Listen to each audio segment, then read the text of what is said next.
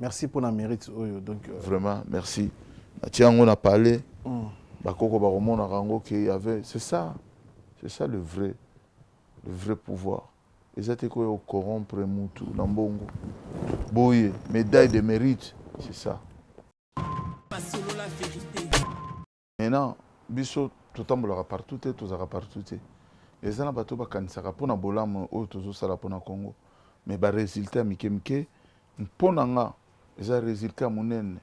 Mutuloko langa na finga mazoba bololé. Mais parmi les intellectuels, ils ont choisi le nom de Babin qui c'est un patriote. Aujourd'hui, coupe, c'est que comme Sili pour nous. Non. Parce que match est Sili. Non. Mais après coupe, après coupe, c'est un temps. Non. Toujours à zéro. Non. Mais non. comment on coupe match dans Sili? Non. Toujours à coupe. Chaque période et chaque ils équipent non. Tu sais on est cadre d'équipe combat. Une équipe nabiso. Il y a tour nabiso, tu gagnes coupe. Na tour mususu pe to ko beta pe deuxième tour to gagner les sous. Bon, on se reproche la nini par combat. Non, on se reproche de rien du tout. Mais pourquoi on se reproche de rien du tout? On se reproche pas parce que les problèmes des pays on ne peut pas se reprocher. Quand nous sommes on est réveillé to bima ki biso moko. On ne peut pas se reprocher. Batunde pas ko reprocher biso peut-être ba mona ki mabe de fait moko côté na biso ba pesa biso conseil.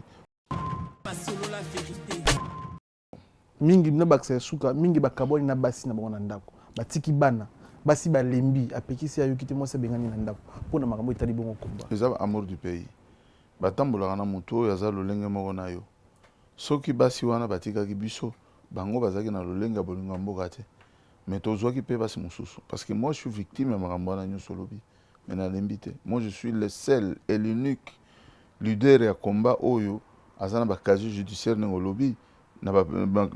Tout cité wana. C'est moi, tu m'adresses à moi. Tu recadres Batunios. Batamato et Mangogi Bazanga raté. Tout est recadré. Le combat qu'on faisait avant, on s'est battu avec les Rwandais, avec les Congolais qui étaient pour que Mboka Nabiso et Kabouana. Mboka Nabiso est à la balkanisée. Le contexte wana tout ce longa qui ango Congo kozalaka jamais du sous balkanisé te on est balba ki wanja boy en pamba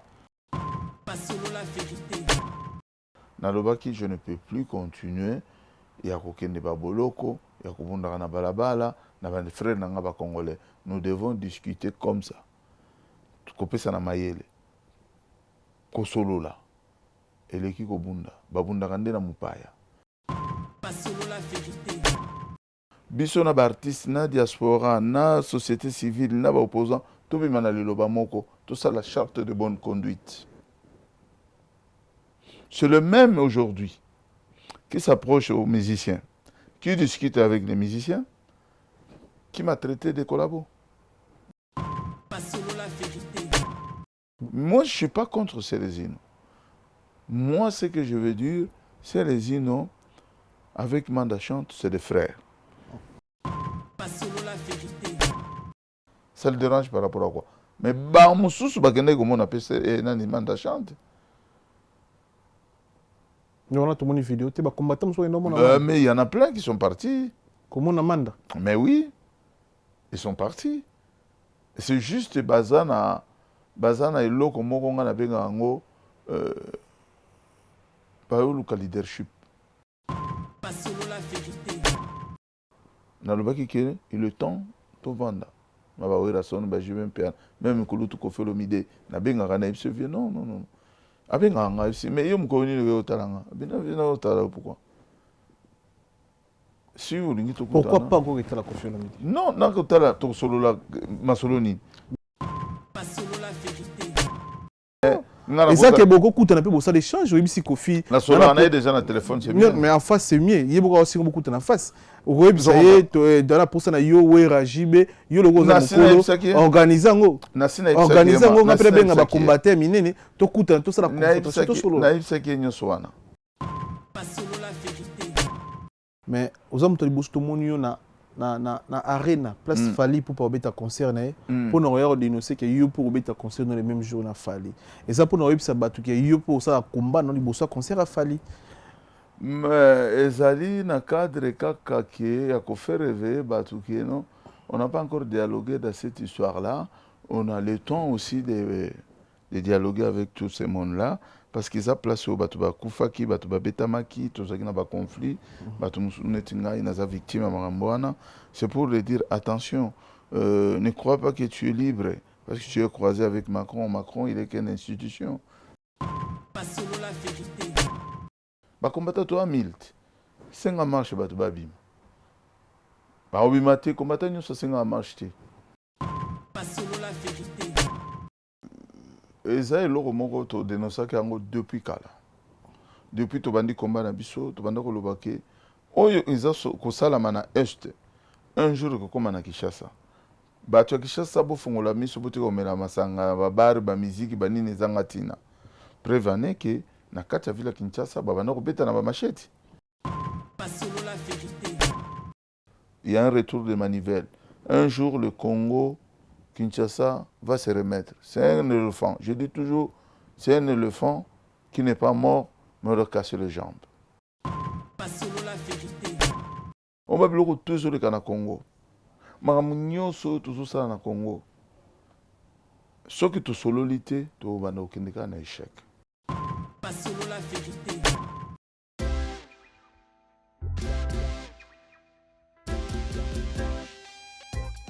Service spécial covoiturage, Paris-Bruxelles-Paris. Voyagez confortablement de Paris à Bruxelles et vice-versa de Bruxelles à Paris dans de meilleures conditions. Jimmy Chimanga, porte de la Chapelle. Contactez le service covoiturage Jimmy Chimanga, Paris, porte de la Chapelle. Composez vite. Le plus 33 7 87 76 95 65. Pour toutes vos démarches, afin d'obtenir le passeport Yabanamboka à Bruxelles, dans un délai raisonnable, confiez-vous à Jimmy Chimanga, porte de la Chapelle. C'est sérieux et c'est efficace.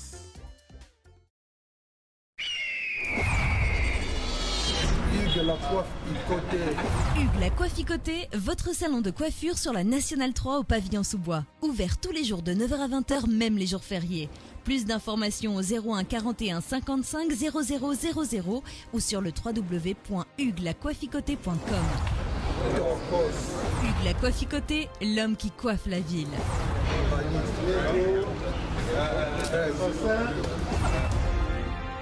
Bonjour fidèles internautes, soyez le bienvenu dans votre émission sur la vérité, émission Oyoto la Rabino, vérité en face comme d'habitude. Merci les beaux bélas, c'est mon bolan d'abisso à travers notre chaîne YouTube sur la vérité, beaucoup l'émission d'émission fauteuil jaune. Merci beaucoup na bandeko bazo chance, bandeko ba pesa biso chance, bandeko balinga concept, bandeko balinga chaîne, bandeko ba s'abonner à la chaîne YouTube Oyo. Merci beaucoup. Et bandeko no ba s'abonner s'il vous plaît, bo s'abonner à la chaîne YouTube Oyo la Rabino, vérité en face comme d'habitude. Ok, na TikTok na biso sur la vérité TV bo s'abonner, bo Instagram na biso sur la vérité TV bo s'abonner. Merci beaucoup na bandeko tout ba pesa biso force. Tous ba concept oyo, tous na posa bo za la wana biso ba congolais parce que tout soutenir l'autre. Tous na moko ba combattant ya monene ya mboka na biso oyo avant na France na kombe ya Babé Masombo. Tous me ko décortiquer makambo bonne tali combat, tous me ko soigner réalité et musique, tous me ko soigner réalité makambo tous les kanakati ya Kin, nakati ya Congo et puis nakati ya France, makambo tali bongo combat. Émission lelo te dédié on pa Michel Mokengeshai, patron Michel Mokengeshai. Te dédié émission pour la Fox ou ça la pour la jeunesse, soutenir biso, ba conseil, ba moral, financièrement, aux pesa biso lobo commercial Michel Mokengeshai.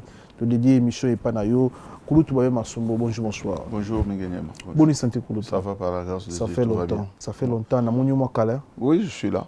Non, Nazaraki en France parce que je ne fais plus des émissions comme avant parce qu'il y a commis ce qu'on invité, mais je vraiment nazo s'occuper trop dans ma entreprise. Voilà. Tu as plaisir encore dans fauteuil jaune comme d'hab. Soki to sengi invitation, hésite à rater, on va toujours répondre à l'invitation. Merci pour la considération, pour la chaîne OP Concept ou Fauteuil Jaune. Merci Nabino Pende Bobeng Saranga, ça fait plaisir. Et ça pour na ba Congolais mususu baza kutuna na nzela. En même temps ba sanga na tiki combat. Non, na tiki combatté, mais na ba préoccupation mususu. Et en même temps, ceux qui sont des journalistes, ils ont défendre le Congo dans le Congo. Oui, biso tout dans la coupe, ils ont une coupe, tu éviter message pour la coupe. Bon, coupe, on a remercié Batuba Tindelinga yango. Batindeli. Ouais. Nazala quitté, ouais. Nazala quitté, il y avait une cérémonie de l'indépendance. Moi, je me suis retrouvé le même moment à Bruxelles pour manifester na baninga nanga à Bruxelles. Baninga nanga toye bani na bango tokolo na bango na Kinshasa. Un de mes amis, il était dans la cérémonie. Tant que bazo tanga kombo nanga, il était assis. Du coup, la présentatrice du Soloana a télémissié. Comme par hasard, a dit tous en a coupe. Pour les patriotes résistants, pour la mobilisation na bango, patriotisme pour la bolingomboka, mais azate. Yango to pesio kende soko yebiye okepe saye ba même asom. Bien et puis ba combien on a kombo nanga ko tanga ko talango, ils a dédicacé pour na bino nyonso bo. Musala ka émission. Pour la baninga na nyonso pour na ba télé nyonso yo. Et puis ça a une occasion de kolobela makambo mboka na biso. Coupe ya Babé Masombo. Donc yango bien signé Babé Masombo. Pour le patriotisme, pour l'amour en mboka. Pour l'amour en mboka. Vraiment na remercier batuba. Bon, tout changon ah ouais. Ouais. Pour accompagner l'émission Voilà. Donc batu nyonso bakanisaka ndenge moko te. Il y en a qui nous insultent. Il y en a qui nous prennent en valeur. Na makambo tout ça là. Maintenant, biso tout tambolera partout et tout ça partout. Et ça na bato ba kanisaka pona bolam o tozo sala pona Congo. Mais ba résultat mikemke pona nga eza résultat monene. Mutu lokola nga na finga mazoba bololé. Mais parmi les intellectuels, ils ont choisi le nom de Babin qui c'est un patriote. Cet homme-là, il faut quand même remercier la signification. Donc, quand je vis ça, comme par hasard, Serge, Tokoli na balabala moko, bango bazana 160, ngana 191. Baponi comme par hasard, ami d'enfance.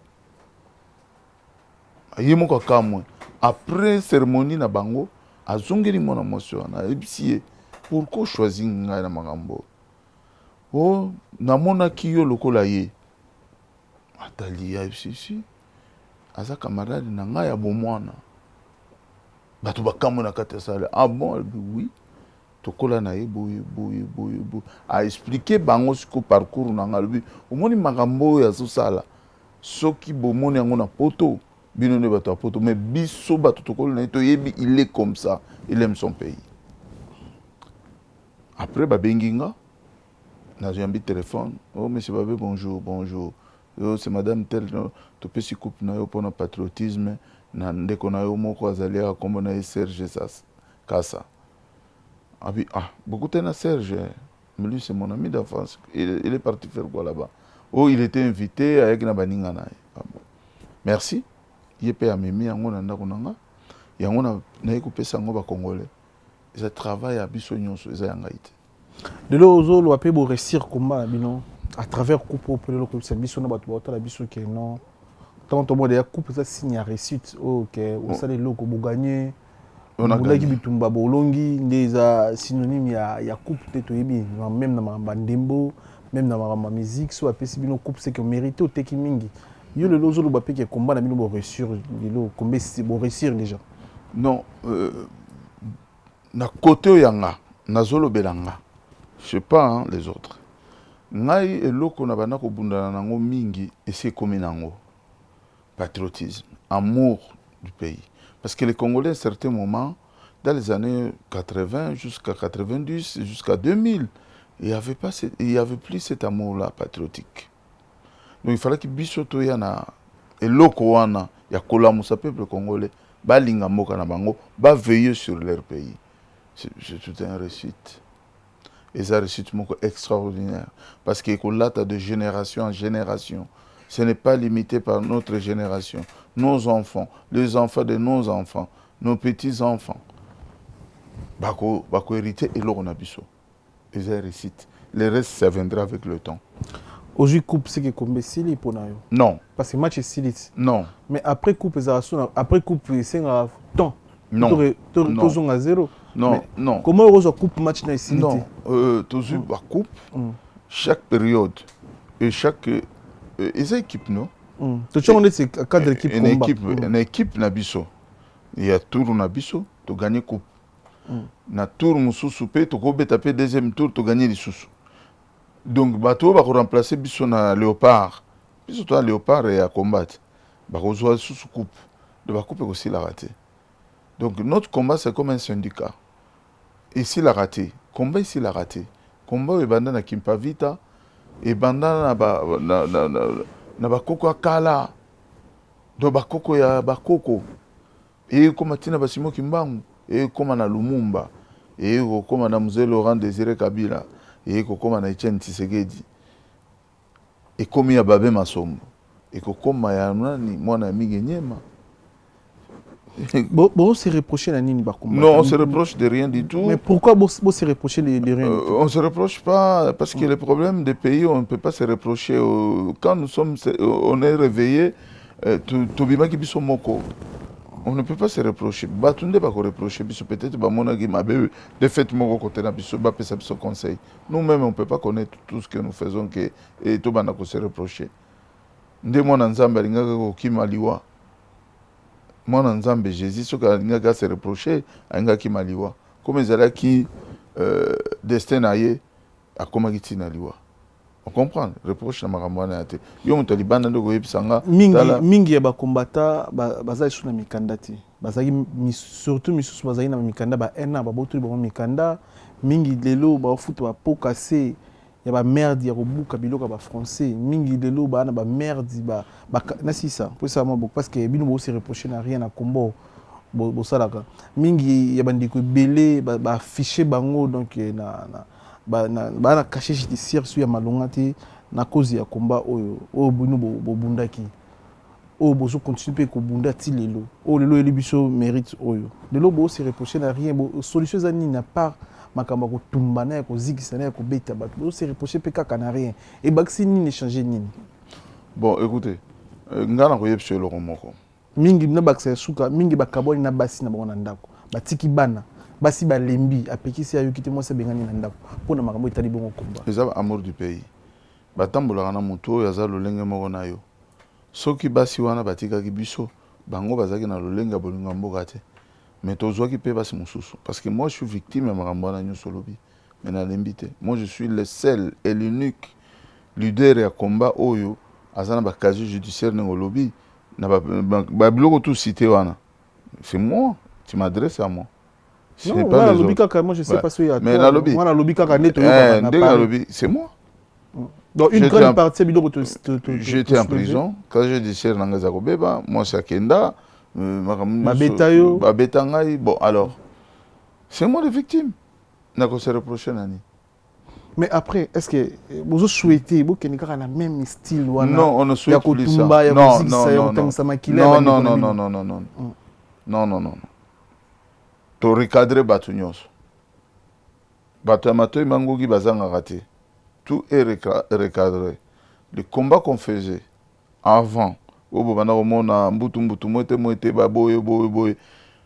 s'est battu avec les Rwandais, avec les Congolais qui étaient pour que Mboka Nabiso et Kabouana. Mboka Nabiso est à la balkanisée.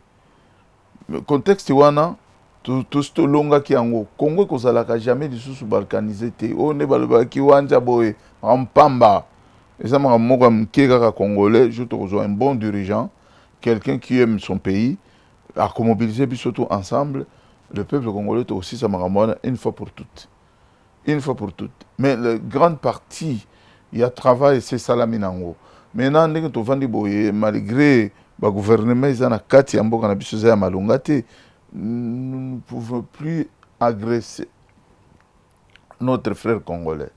Et ça bien été. Vis-à-vis du monde, le Congo, le politique canambélé Joseph Kabila a sur le pouvoir, malgré Atiaki imposteur, malgré le système maintenant ne pense ni bien mais c'est pour cela c'est très important. Depuis certain temps, j'avais passé dans les médias, je ne peux plus continuer. Il y a aucun débat boloko, il y a aucun balabala, les frères congolais. Nous devons discuter comme ça. Kopé ça na mayele. Kosolola. Eleki kobunda. Babunda kande na mupaya. Bino na bino bana mboka bana tata moko. Pourquoi bunda te pona bien papa na bino? C'est impossible. Boki osolo na munoko. Oui. Kopé ça na mayele. Oui. Et c'est le roman c'est très important. Il y a tout le monde en c'est les jeunes ça na mandat chante. Oui. Et pression par rapport il y a raconte il y a ces zones na mandat chante. Moi je suis très content. Écoutez, les Congolais, ils n'ont jamais compris Babin.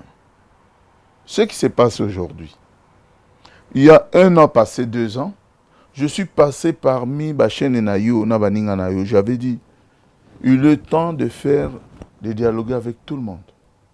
Il est temps de se mettre ensemble. Biso na artiste, na diaspora, na société civile, na opposants, tout le monde tout ça la charte de bonne conduite. C'est le même aujourd'hui qui s'approche aux musiciens, qui discute avec les musiciens, qui m'a traité de collabo. Qui est babin, azumbonga ba musicien, yangolinga zung sa musique. Maintenant, ceux qui bimaki na munoko babin bimi mabe, mais n'emba poser ba acte na bango, mutazolo banien. Mais pourquoi ba combattre musuba contre ces résines? Moi, je ne suis pas contre Célésino. Moi, ce que je veux dire, Célésino, avec Manda Chante, c'est des frères. Alors, si les gens ne connaissent pas l'histoire, je vais les expliquer. Ma collègue dans quartier 7. Président Liboso ya Manda Chante, il y a musique, ils ont Célésino. Non, président ya Célésino Liboso ya Manda Chante. Voilà, donc il va bloquer na bango ndengwana. Na yoka suki nini mutolu suki na mboka na bango kuna na chango. Vous comprenez? Ba yemba orchestre moko ya quartier. Ba vanda na quartier 7. Ils se connaissent mieux. Ba zaki na ba guerre na bango familiale. Ceux qui va se réconcilier, où est le problème? Où est le problème, mon frère? Laissez le temps au temps, mututu ko se réconcilier na mutu balinga na go ba uta quartier moko. C'est tout à fait normal. Pourquoi ba ko finga baza ba inimité? To kabona ki quand même Bakan, ceux qui Manda Chante à l'époque, Azaki na kan ya Joseph Kabila, son frère Célésine, il était dans l'opposition. Je ne parlais pas. C'est tout à fait normal. Moi, j'ai mes cousins qui sont dans les camps des autres. On ne se parlait pas aujourd'hui. Ceux qui peuvent écouter dans ta famille, na roboya ou solo na bango. Na roboya ou solo na bango te. Ça le dérange par rapport à quoi? Mais ba mususu bakende comme on appelle ça nani Manda Chante. On a tout mon vidéo, tu vas combattre mais il y en a plein qui sont partis. Comment on amende? Mais oui, ils sont partis. C'est juste bazana et l'eau comme on a bien en haut, pas le leadership. Bon, par rapport à quoi? Je comprends rien.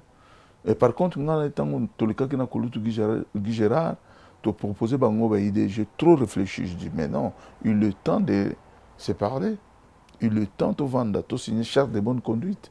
Mais quand on a linga okende yemoko, on ne peut pas tonga moninga pekuna. C'est pour cela que na critique raté, je ne commente rien. Parce qu'il y a combattu déjà bien avant. Na le baki que il est temps de vendre. Ma ba wera son ba je même que l'autre ko fait le mide na benga kana ibse vie non. Abenga nga ibse mais yo mkoni le otalanga. Bina otala pourquoi?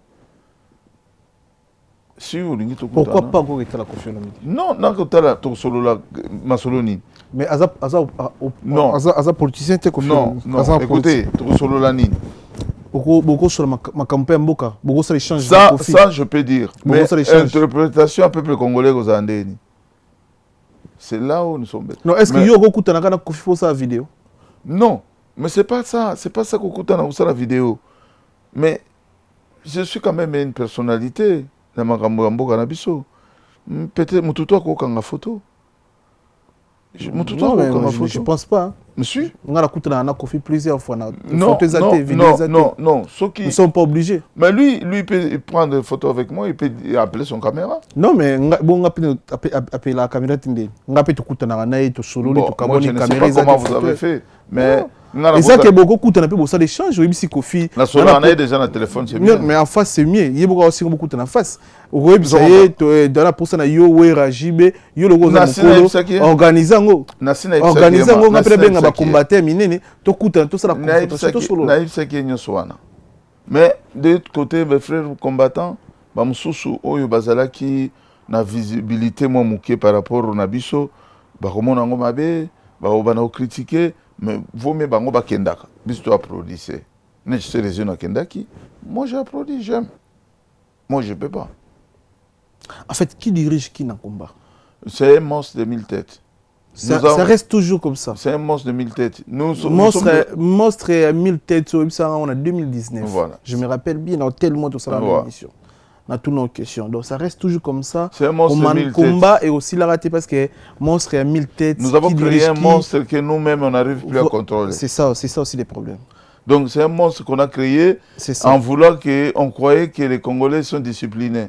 Mais les Congolais n'ont jamais été disciplinés. C'est pour cela qu'on a pu sortir les dans le désordre. C'est ça.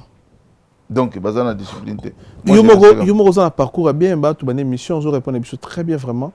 Mais aux hommes, tu as tout le monde na arena place Fali pour pas être concerné pour nous regarder dénoncer que yo pour être concerné le même jour na Fali et ça pour nous ça battu que yo pour ça combat non liboso concert à Fali mais ezali na cadre kaka qui a ko faire rêver battu que non on n'a pas encore dialogué dans cette histoire là on a le temps aussi de dialoguer avec tous ces mondes là parce qu'ils ont placé au batu ba kufaki batu ba betamaki tous ceux qui n'ont pas conflit batu musunetinga inaza victime à Marambouana c'est pour leur dire attention ne crois pas que tu es libre parce que tu es croisé avec Macron il est qu'une institution mais à tout moment ça peut basculer à tout moment aussi mais il est temps il peut partir dans la campagne moko peut na poser question à ba Congolais au bazoyo kangai ba kolanda migenyema est-ce que et ça utile encore tobeng sabino tokanga concert pour na patriotisme en mboka pour na ndenge ba rwandais bazaka na mboka na biso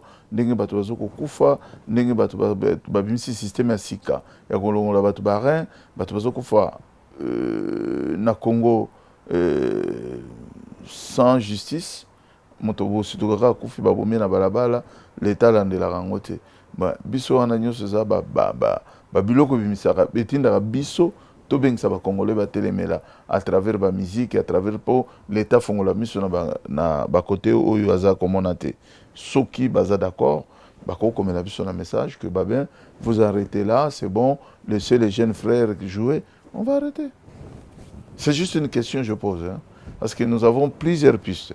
On a une piste juridique, on a une piste boise. Tout la piste comme lui s'organise de son côté, qui est aussi Macron, Nabani. Biso peut aussi Biso Biso parce que les jours J. Mais on propose Nini, à part que ça la désordre dans le concert. Non, désordre est raté. Phase B, à part désordre, phase A, premièrement, avant phase B, phase A, Nini vous conseiller, ou bien Nini vous proposer. Pour un artiste Fali pour pas face na bino ba combattant avec comme na face B ba moto ya bato qui puisse un peu dialoguer et puis ba reproche au mingi tous na nango le seul artiste congolais qui nous a fait du mal trop à défier combat à chaque fois Congo a un problème quelconque au début, tout aux ala ini, au moment où il y a ces détachaka à Kenakanwana. On avait trop de problèmes avec des Rwandais. C'est la seule personne qui était proche de madame de la francophonie, rwandaise Ouana. Donc, lui, il est toujours ambigu, quoi. Bon, Ce que Meki ko se saisir, a koki ko dialoguer na ba Congolais, hein. Peut parler doucement, voilà, projet naie, nenga obetarena, bon, ngai fali, vraiment, bato ba reprocher na boye, maintenant ngai on a besoin, ceux qui comité moko, il y a ba Congolais qui s'organiser, tout sur le nom, qu'est-ce qui se passe, avant concernant, qu'est-ce que nous devons faire nous tous ensemble. C'est une bonne idée. C'est méchant? Non, c'est très bien. Pour nous, c'est Nzambe. Parfois, nous sommes Kalambaï, parfois. Mais quest son problème, c'est quoi? Parfois, soit nous sommes sous concert à Poto. Moi, je ne le connais même pas. Moïse Mbi. Je ne le connais pas. Mais yo ebi bangote. Mais ce bâti va date, vous savez la menace pourquoi? Là, on a ça menace à Batouana, je pense pas. Je pense parce que la raison vraiment valable au Bukangila, bon, date. Mais Zalaki, au moins le problème, c'est quoi? Le problème est Zalaki, mingi, tant que tu as Hippolyte et Alès Joseph Kabila, pour Namarambo, qu'on désorienté les Congolais, dans le moment où on a une perturbation quelque part. Mais si on a désorienté le peuple congolais, ce gens-là, il n'a pas voulu, il a intérêt dans mon personnel. C'est pour cela que tout qui stop. Stop. Et ils créent les bêta, les bundanar ici. Aucun musicien ukrainien qui joue à Kiev. Ou bien à l'étranger ici, au Congo. Bafandi bana ba mama na ba artiste minene o kutu ya ba biloko ya ba accordéon wana o ba salle mystique. C'est des Ukrainiens. Bango tout bafandi nyemba utala mboka na bango. Mais pourquoi biso ba Congolais au mona kaka ba Congolais ba se divisaka. Tango siko Congo za na problème. Au mona kaka Congolais yazo mitaka ki bungai. Neti peti wana utuko so kotanga kombona. Toujours peti wana bandali suma kelele wana. Et il est bizarre. Donc, Azaraka bizarre. Yango Monika Randi, Yango Tolobaki, non, stop. Comme ils ont un conflit, il faut qu'il y ait un dialogue. Le linge sale, c'est là en famille. Mais un dialogue, on va dialoguer avec qui? Avec des amis, avec... Parce que combat, il y a 1000 têtes aussi. Quoi. Non, il y a 1000 têtes, 1000 têtes. Écoutez, quand on dit combat de 1000 têtes, moi je peux proposer mes amis, je les connais. Oyo Batubayo Kaka. Je les connais. Na Paris à Watoko le Kadiste. Parce que ma vidéo est Salamara. Ma vidéo est Salamara. Au moins, on a Aliki, yo peut aux combattants. Au sein de vidéo combat, bon, donc on a une musique qui ngandi. Au moins, on a battu occupé, on se souvient là. Il faut masana loba. Masana soga bandi ko loba. Mutuana loba, babe masomba autant on reçoit qui c'est bon, c'est bon. Ah, wana Paris c'est bon. Vous comprenez? Même dans la mobilisation en marche, au cours de la marche, les combattants à 1000. C'est en marche, les combattants sont en marche. Les combattants sont en marche. Ils ont des têtes en marche. Babe Masombo, Kingandi. Si on a des vidéos, au moins on a tout barouilla. On comprend déjà en Négazala. Et c'est un monstre de 1000 têtes, mais la tête est moussoussou, et ça va être écrasante. Mais ils ont un combat. Tu vois, le bâti que non, tu bois bango, non.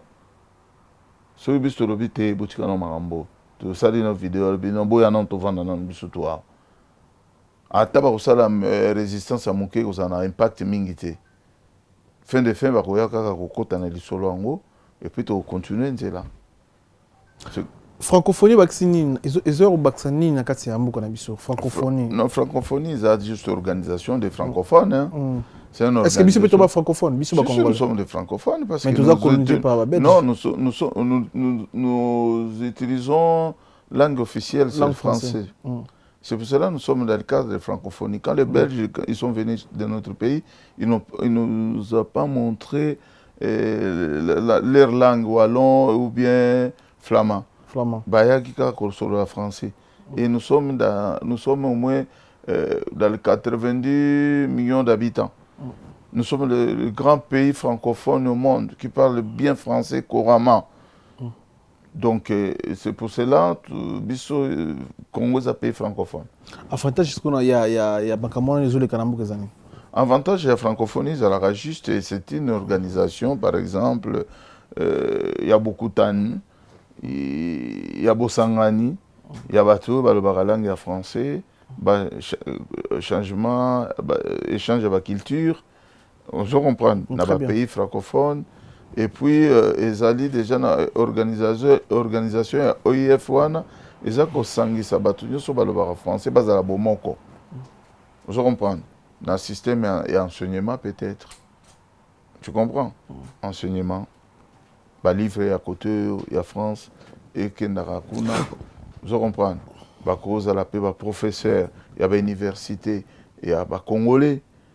Oyo Bazali, il y a l'université francophone. À l'époque, il y a des Congo, il y a des professeurs congolais. Il y a des Rwanda, Burundi, Cameroun, Sénégal, Burkina Faso, Togo, tout ça. Les professeurs partaient là-bas pour ça français. Ils gagnaient aussi leur pain. On comprend. Et puis, d'un côté, dans les pays francophones, comme une organisation, il y a ça là, championnat. Il y a des pays francophones, soit Babal, soit des concerts, des centres culturels francophones. Et comme Kokutana, comme on a CCFN, il y a Niger, dans CCF, il y a Burkina. Bazana va correspondant, Bazo sur la Marambo, par rapport à la culture, il y a deux pays, tu comprends? Tout très ça, ils allaient avantage, il y a Koloba français, il y a Ngotomi Bengi, tous allaient pays francophones. Pour l'insécurité au Congo, tout le monde a phénomène, il y a des criminels, tout le monde a vu sur mon qui est prêché par rapport à Makamona, et puis justice, n'est pas catégorique Makamoni, pas catégorique na solo parce que les gens bandés comme ça, qui ont des preuves tangibles, les athées, qui sont des criminels, mais ça des prison en vie. N'habitez sur vous avez prêché par rapport à Makamoto, les cas pour des criminels. Bon. Et ça, il y a des dénoncé depuis Kala. Depuis que tu as combat na biso, tu as dit que ils ont na est un jour comme na Kinshasa. Ba tu Kinshasa bo fongola miso bo ko mela masanga ba bar ba musique ba nini zanga tina. Prévenez que na kati ya ville Kinshasa ba bana ko beta na ba machete. Kuluna ezali ba beta na machete. Lelo elongwe kuluna et comme organisation ya kolongola ba batu organe. Est-ce que Batouana bakanga ki bango pour na kolongola mutu organe, oui, ça demande beaucoup. Ça demande une bonne salle d'opération. Ça demande que la greffe ils la conserver d'une façon extraordinaire. Ça demande des moyens. Donc cela veut dire eza baza bango mogoti batu bajene wana. Bango bazaki kaka kosala opération récupération peut-être ya batu. Bakuta na jeune fille moko kitoko ba lambi ba pesi bango mbongo moi ça comme nzaleza na kisasa a sepele à rejoindre bango kanisa zui mobali ba memine sika ya opération ba soutien wana ba minganga ya solo ba yeba sala opération ba longole ba organe ba conserver ngo peu bien et salami ndenge bango moko ba yebi. Donc cela veut dire derrière les Kamboana bato minene bazana sima. C'est toute une organisation internationale. Parce que l'organe, je ne pense pas qu'il va traiter dans la ville de Kinshasa. Donc, ça organe moko bimaka en dehors de la ville de Kinshasa. Il fait un bateau, il y a tant que tu as rein, ou tu as mutema, mutema, ce kota, nanzota mutumo, bo na pays, bo na tel endroit. Et ça, bon, mon frère. Très bien. Mais tant que justice, et quand il y a une peine de mort, condamné à mort en vie, bo na prison en vie, banini. Est-ce que Bapetouana ba solo li ba nani ba laxi ba place oyo ba banda ko mema batouana? Pourquoi ba suksi procéder na mukuseka ba katika pa? Non. Ba katela ka mutu. Bambula na ya prison so bosi si banquette tina suka. boyebi noyau wana nani bezaza en tête. Donc normalement bana wana faki batia bango mandat de dépôt. Mandat de dépôt bavandi kuna. Chaque 4 mois bazo ko interpeller bango. Ba sambisi bango. Ba yoki ba élément mususu asika. Parce que moni soko tu mutu na prison. À chaque fois qu'on va changer langage. Tu as craqué à la vérité. Et chaque fois on va découvrir ce que l'élément asika. Et puis bon là de la skoyo bateau yo bon récupérer bon batika la gilibanda ti boko koma ti na niveau ya mutu ya tinda ka bango o ya pesa ka bango mbongo. Parce que ce que Hollandi bazana ba dollar. Dollar est fabriqué comme ça Kinshasa te. Et puis bana na babima ndero Kinshasa te. Bazo mbongo wana ko wapi na banki nini. Pour ce que tu bien ça va couper la sika. Donc ils en ont pas mal. Il y a mutu moko zana mutu mbongo. Tant ba eli bango allez, abimisi ba brique apesi bango ba que ça la vie. Comment ba lingi ba kata kana mukuse mbala moko kaka bo to condamner bango baza ba criminel. Bon criminel à likolo. C'est là où l'injustice est dans la kati mboka. Donc bakati na mukuse il fallait ba continuer na suka bazwa criminel à likolo. Mutu a likolo, mutu a makasi. Oui, oui. Parce que mutu wana ça va gana na kinda na ngwa mutu makasi, mutu a likolo. Oh mais kasi place mbongo eutakate. Mbongo yo kabaka bazo kaba batu bazo pesa ba fiona bazana ngo. Eutaka place yé mutu makasi akenda kotika biloko wana bildo. Ezana ba prix na ngoti. Kabaka batango ba pesa 10 000 euros. Mutu munene na zwe 1 million. Papa, organe moko ngana lingena kufa na millionnaire. Na 10 millions. Balobi pour bika au continuer encore 10 ans encore il faut son marin au na 4 millions na obimisa bon le belanga le rotin vaut mieux na bakisa ma 10 ans na tikana na 6 millions na pesi bango 4 millions na tikana na 6 millions na vani na ngona olengo malem na saka millionnaire bon bakio so organe n'a pas pauvrement pauvrement robot. Ah ouais, c'est là où je suis à Congo ça bizarre. Comment tu peux vendre na mboka? Comment tango babinga ko biso bato libanda diaspora bozonga mboka bo construire na modèle wana mboka zana insécurité incapable ko kanga bakuluna insécurité na zoko tunanga euti wapi tango moni na mboka insécurité za makasi yeba ke na sima insécurité wana ba considérer ba na sima ba yebi pourquoi batika la insécurité wana. Je vous dis, nous on a grandi dans la ville de Kinshasa. Soki to yoki kaka babandi kuluna o batumoko boy bajango baba mulona babimi na kati ya Kinshasa. Basala ka 2 semaines te jeune boloza kangi bango nyoso. To bana ko mona ngo. Basala ka 10 minutes te jeune bosembo a kangi bango nyoso. Vous comprenez? Très bien. Basala ka même pas 1 semaine te colonel Maïndou a kangi bango nyoso. Il est chargé à la brigade des criminels. Mais le lot comme au monde, Koulouna est na bandal, Koulouna est na yolo, Koulouna est boye. Mais le chef de département de la police beaucoup quoi, et ça ne va pas. Et ça ne va pas. Petouana batutu bayebi bango. Batambola na ville à Kinshasa, bayebi banda kuna bango, bayebi maman na bango, bayebi famille na bango. Mais comment banana ba résister na kuluna na bango na kati ya ville de Kinshasa? Et ça ne va pas. Donc ba complice ba konzi bazana sima. Soit ba konzi akala Congo, au batikeli et Félix Tshisekedi pouvoir, soit ba konzi alelo. Différence à Kanyamana général Kasongo, na isa leli. Vous préférez ça Elianani? Non, écoutez, Général Kasongo, je ne sais pas s'il a fait le faux. Je ne sais pas s'il est faux combien. Il a vu un peu la façon de voir des choses. C'est comme si il n'a pas fait l'école militaire. Amateurisme Ezaki Mingi. Kanyama, c'est un bon militaire. Zaki faut 16, je crois, 13 ou je ne sais plus. C'est un bon militaire, mais qui encadre les gars qui trop. Vous comprenez? Très bien. Qui a la soda à la raté. Et puis, 20 ans, la soda à la raté. Mais c'est un bon militaire. Il a dirigé la ville un peu bien. Mais, Bazakinde est toujours dans le système et à côté que Bazaki Basoda à Batu. Mais il faisait pas, le 2, il faisait pas Ndenge Général Bolo, Zabanda Kosala, na Général Bosembo, Kolande la Mibeko, ya ville Ndenge Sengeli, non. Bazaki na moi, et l'autre moro boye, il y a sentiment, il y a chef na bango, il y a commandant na bango suprême, il y a police. Donc, mais, Général Kassongo, il avait trop de laisser aller.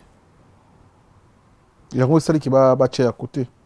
Je ne sais pas, le problème est remaniement naïe, parce que au moni, cause à la ville de Kinshasa pendant 5 ans, hein, c'est pas facile. C'est pas facile. La ville, celui qui a duré longtemps, je crois, Ezaki Général Bolozi. Mais après, Général Bolozi, c'est lui hein, qui a fait 5 ans. À peu près, sans remaniement, il est temps aussi de changer parce que au moins ceux qui ont mis le poste et que comme la famille, au comme que y banana batu, ceux banana batu belé, batu mususu, au comme que favoriser bango. Nous avons soda zara moto sentimate. Voilà. Merci na bande retour botala biso, merci na bana monde entier. Ils ont vraiment analyse politique na linga vraiment ko dédicacer batu mingité. Toujours l'action photo et puis tout me cochiter vers fin émission qui déjà 35 minutes déjà. Je ne me trompe pas. Photo dans l'action circuler dans la communauté congolaise, moi polémique moi c'est long live, yo bi le to comme na TikTok, ba lobeli yango mais ngana mpena yo kapeyo, invité sur mon photo. Na lia na ba mbisi, na ba restaurant belé, na yena Mambo Galaxy, na côté poisson. Tala mbisi pe ya mwana te haza minere te haza mukolo ndoboko liango familial botondi mbisi basangisa na crevette kaka ya mbisi basangisa na makemba basangisa na poivron basangisa na céleri basangisa na pomme de terre basangisa na munganza donc mbisi azu vitamine bazali susu na ngulu bazali susu makayabu brochette oto bengi kamundele mayebo ndo biloko nyonso ya mboka pa Galaxy Mambo tozolia c'est Mambo Galaxy azosala pa na bana mboka yango wana congolais mpona esika oyo kolela or ke bacongolais toyebani osali 6 mois bobundi na propriétaire tie mosape na liso mais Galaxy Mambo 8 ans quel restaurant. Au numéro 137, rue André Carman, à Aubervilliers, composez vite les 07 53 28 89 07. Galaxy Mambo, c'est du waouh.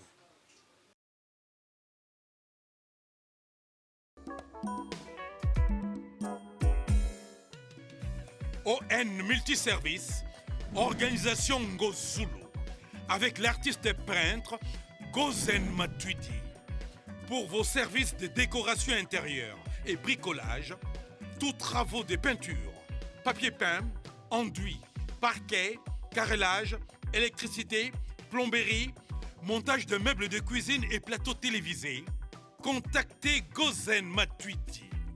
Service designer, tableau de peinture, portrait, création de logotypes personnalisés, service sérigraphie et autres. Un seul contact. Les 07 58 58 10 72. Le travail professionnel dans le strict respect des règles de l'art. Avec l'artiste peintre Gozen Matuidi, le pro.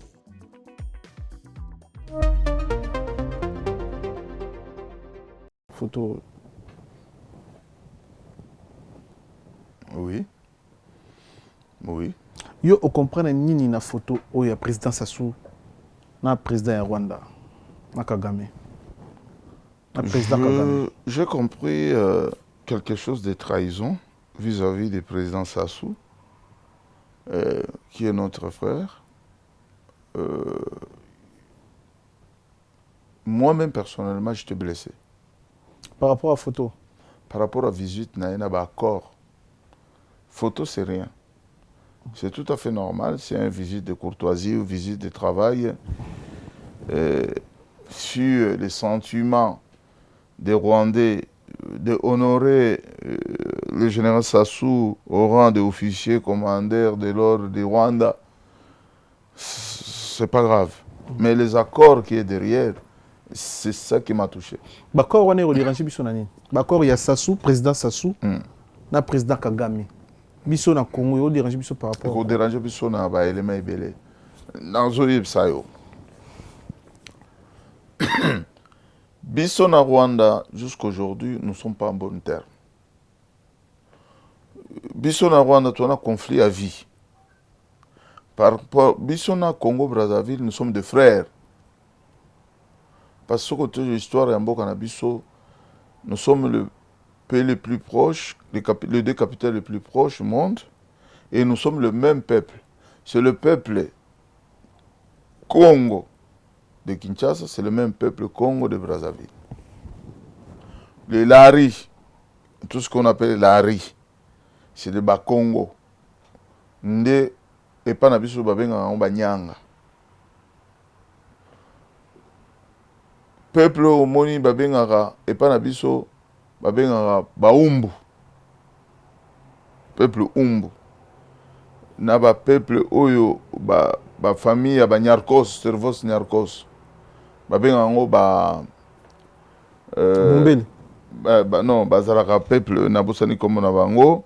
C'est le même peuple. C'est deux frères. Côté Kuna, Bazali, Bateke. Côté Nabisope, Baza Bateke. Baumbu, Yabraza, Bazali. Bateke, Yabraza, Bazali. Na Bateke, na Baumbu, Kinshasa, Bazali. C'est deux frères. Tango Yokaka, Koko Ngalema, na Koko Roma Koko, Yabrazzaville. Ce sont des frères. Oyo, Atikali na Ngambo. Mundeko na ya katsi na Brazzaville a kerenye na bandeko na ya bango bateke ya Brazza. Soko oke na Mungala, oke ti na Munogali Benge, obandi banda Kinshasa, kwa moto mati, chuma, chumbiriti, bolobo ti, okomiti na Lukolela, omona Lukolela français, et Lukolela belge. Ceux deux frères, d'ailleurs, Sassou, c'est un descendant Lukolela belge. Si les gens ne connaissaient pas, je vais vous dire. Descendant, parents, koko na eba utakuna. Si ba s'installer na ba oyo banin, ils connaissent, c'est la vérité. Mais, osa ko trahir tes frères congolais pour un sentiment peut-être un bon. Pour que signer un accord. C'est Kagame Pessimbo, vous assure. À que signer un accord, il y a côté que la Rwanda m'a belé. La belé à Nini Congo, tu es Brazza. Ma belé à Congo Brazzaville pour Bassala Bilanga. Il sait bien que ce mec-là, il a un système. Le système et à Rwanda, c'est quoi? Il veut mettre des troupes rwandaises partout. Et ce système. C'est Klebiso. Sur Klebiso. Baza déjà dans Centrafrique. Baza dans Sud-Soudan. Baza na Rwanda, baza na Uganda, baza na Burundi, baza na Tanzanie. Donc, tant que vous avez signé un accord politique, est-ce que Abosani que Bisso tout ça frère naï? C'est que nous, les Congolais de Kinshasa, on ne peut pas faire ça chez les Congolais de Brazzaville. Impossible. On est toujours là. S'il y a un problème au Congo, Brazza, on traverse. Depuis Maréchal, à plusieurs fois, le président Sassou il a eu des problèmes. Il n'y a que les Congolais de Kinshasa qui veulent sauver la peau. Jusqu'à la dernière guerre entre lui et Lissouba. C'est des commandos congolais, de deux aspects qui sont restés, qui sont traversés, qui sont bâtis, qui sont aujourd'hui au pouvoir, qu'il n'oublie pas. Il ne peut pas nous trahir de ces façons-là. Il y a un retour de manivelle. Un jour, le Congo, Kinshasa, va se remettre. C'est un éléphant. Je dis toujours, c'est un éléphant qui n'est pas mort, mais on a cassé les jambes. Mais il est en train de guérir petit à petit. Petit à petit. On va retourner à notre place. Un jour, toi aussi, ça va continuer à battre en agneau. Parce que moi, je ne suis pas content. Et moi, je suis en train de Brazzaville. Dans Santa-Cayen, ça ne va pas. Depuis que je suis en train de Brazzaville, je suis en train de Nathalie. Nazongi. Sentiment mon que Brazzaville. Je me souviens un jour, on était avec Doxy au Coco. Est-ce que tu peux venir chez nous? Le dernier jour, dernière fois, on a Kinshasa avec les enfants de Général Maël. Bailanga Bazana Londres que je salais en passant. Na guerre yukaka Kabila Tangwa Koti. Ave Maria na Congo Mwela na poro ya Setial côté Marsavko et à Costa Kiwana Massoua Général Maël. Mes amis sont venus me voir à la maison, ils me disent écoutez Babin, viens à l'obbi qui est toqué de Brazza, mais au côté, on a Ilanga na Patrick Soumao ba qui n'a parlé. Ba ibsinga oh non il y a tout Amboula via l'obbi to kasa tu boké wapi. Oh boké Brazza. Brazza. Mère ramso qui na salon ibsina ibsima pesa pso bilo olia. To dame mera sa ibso bandunda ba to dame na ibsia. Bokende. Ah ok kunati. Bokana nga sepera na ngote na Santa Kelo mo ya binti un jour ko bimakuna. Elo na ebiso ko benga na Londres, masana nga jano ilanga. Ako ebiso ke muto na zaka bizarre. Mais voilà elo ko ngo siko ça soit au salabiso. Je ne sais pas. On l'a donné tout. Tous les enfants ça suit là c'est des enfants congolais. Est-ce que vous voyez Andé. Ah bon t'as pas congolais? Ba kiki wana banani wana tu vois wana ba congolais. Il peut pas nous trahir comme ça. Quelque part, c'est notre beau-frère, c'est notre frère. Mais si intérêt en Bokane, pourquoi pas? Mais quel intérêt que nous, avec lui, intérêt mouné n'est pas bisonaïe. Le Congolais de Brazzaville, il vit derrière le Congo de Kinshasa. Ma fout en bile ou t'as na Congo. Bilo nyosu kwanga, fumbwa, ma nyosu. Intérêt ni Rwanda ko pesa. Mais Rwanda on est ça bilanga, tes intérêts pour ne pas ou t'as sous dans Congo t'es quand même. Mais na lobia, Rwanda bilanga ni ne ko ya sala kuna. Bango mo bazana famine kuna. Est-ce que vous comprenez? Rwanda va l'accès à une façade à 4-5 avenues. Bah, ok, bah, ma ben, ça les a macassés dans Rwanda. Au lieu que tout ça, bah, fort, na biso, na communauté, na biso, on dit, to mesana, to tongi po na biso, il y a fleuve Congo. Mbongo koto, ils ont 400 mbongo koto, yo, coopération entre biso na biso, ba congolais, tous. Les Congolais à Kinshasa bana bambongo, les Congolais à Brazzaville bazana bambongo. Il peut créer agriculture à Mounene. Rwanda mbongo nini zanango. Yebsanga Rwanda mbongo nini ko financer les agriculture na Congo Brazzaville. Bazana mine d'orte, bazana logote, bazana bagana logote. Tout au monde et donc même bango moko ba Rwandais. Kolia na bango mingi mingi utaka na Goma. Est-ce que bango? Alors pourquoi le président Sassou il peut se permettre sans réfléchir place bandekone bazo kufa place banoko bana na bango bazo kufa place donc ba frère na bazo kufa OK signer. Moi je comprends plus la politique de ces gens-là ou ce sont des démons vivants ou bazaba aimé. Je ne comprends plus rien. Voilà, merci Yoezaki, dernière question d'Abicho, tout l'action photo. Merci na passage na yo, tout retenir ni bonne émission. Mais écoutez, moi je sais que je vais retenir au peuple congolais.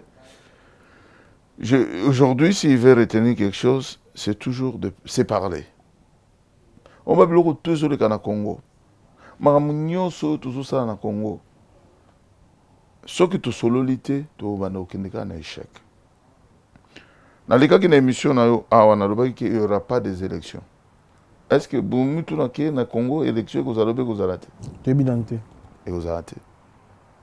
Et vous arrêtez. Élection? Déjà, la CENI a demandé 300 millions de dollars pour organiser les élections. Il a eu que 30 millions, 10%. Le 2, Namini Choyo, tribalisme et côte sous ma casse na Congo. Tu es au courant, non? Non. Ah, moi, je vais t'expliquer. Tribalisme comme sous ma casse na Congo. Et là, quand Sota, il y a 60 ans passé. Mais bazozong sango malembe bangala bakomo kangama bangala na bangala baswahili bakomo zonga na ndenge na biso. Moi, je les appelle des frères de Swahili qui m'appellent de temps en temps. Dit, si quoi comprendre, on va comprendre nini. Au moniteke, au tikali yo moko. Bandengo nanga manyema babenga nga. Au tikali yo moko na position na yo, batu nyonso bozaki na bango. Bazongi na bakana bango, na bafamille na bango, bongo yo sikoyo. Ngana seka kaka bango non. Je ne peux pas entrer dans le jeu de tribalisme. Je peux soutenir un frère de chez moi ou du Maniema. S'il a un problème grave, il est innocent, je ne manquerai pas de parler, de citer ou de soutenir. Mais pour être un tribaliste, non. Je soutiens le Congo. Je suis homme du Congo. Je ne suis pas homme régionaliste ou tribaliste. Je suis congolais. Je resterai toujours congolais. Donc, ce bolingi boko sangana jiwana na okotate. Mais ce qui problème est de Maniema, aza innocent, na soutenir rien. Merci. Merci pour le passage dans Babé. Merci. Na sepeli ndenge pe boyambinga. Tu as dit na minga koloba, mais par rapport à temps, vraiment merci. To kozwa temps ya kosolola. Coupe yango pe yango wana. Ya patriotisme. Vraiment na dédicace yango na bandeko nyonso ba soutenir Babé Masombo. Oyo babanda kondima appel nanga. Vraiment pour continuer toujours kondimer ngai. Merci beaucoup Migenyema, vraiment. Merci pour la mérite Oyo donc vraiment merci.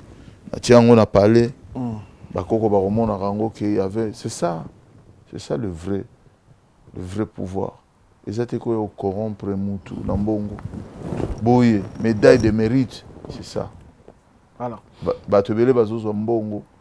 Boye médaille de mérite. Okimi bozu pouvoir lelo. Mais bokima mbango. Merci Bingenyem. Merci Tamandeko Balandi Biso, merci Nabana Monati, merci à Relation Guinoche International, merci à l'assistance. Il y a Patrick Moutamba, donc les stratèges Patrick Moutamba, merci. Merci tout le monde entier. Mission de Minute Koutani Mbala, si Masugi Nzambe Azungi était resté connecté, resté branché, on est ensemble. Merci.